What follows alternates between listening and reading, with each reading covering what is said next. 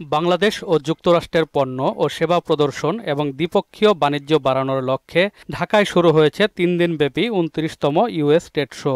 Hotel ইন্টারকন্টিনেন্টালে আগামী ১১ মে পর্যন্ত প্রতিদিন সকাল ১০টা থেকে বিকাল ৪টা পর্যন্ত খোলা থাকবে এই প্রদর্শনী। ঢাকায় এ প্রদর্শনীর আয়োজন করেছে American chamber of commerce in Bangladesh ও যুক্তরাষ্ট্র দূতাবাস। বৃহস্পতিবার এর উদ্বোধনী অনুষ্ঠানে আমেরিকান রাষ্ট্রদূত পিটার ডি হাস বাংলাদেশকে এশিয়ার উদীয়মান বাগ আখ্যায়িত করে বলেন, বাংলাদেশ তার অর্থনীতিকে এগিয়ে নিয়ে যেতে চাইলে বিনিয়োগের অভাব হবে না। বাংলাদেশের সরাসরি বিদেশি বিনিয়োগের ১৯% মার্কিন যুক্তরাষ্ট্রের বলেও জানান তিনি। ওয়ালটন ফ্রিজ কিনে অনেকের মতো আপনিও হয়ে যেতে পারেন মিলেনিয়াল, সেরা পণ্যের সেরা offer. So Bangladesh is competing in this environment for business, and you're competing also against the U.S. domestic market, and they're looking for signals about whether the government is truly welcoming of them and truly looking to expand business.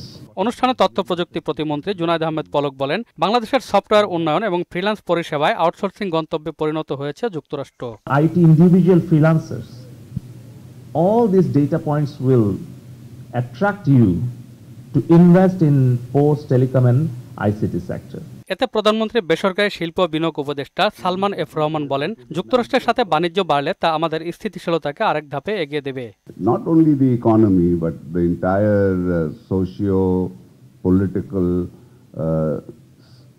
landscape of Bangladesh, and it is, I won't go into the figures, all of you know it, and that has actually made Bangladesh an attractive investment destination. চীন ও ভারতের সঙ্গে নিজস্ব মুদ্রায় আমদানি রপ্তানি করার চেষ্টা চলছে বলেও জানান তিনি। রুপিতে আমরা যদি পেমেন্ট করতে পারি তাহলে আমাদের ডলারের উপরে চাপটা অনেক কমে যাবে। এমদাদুল হক খান, মোহনা সংবাদ, ঢাকা।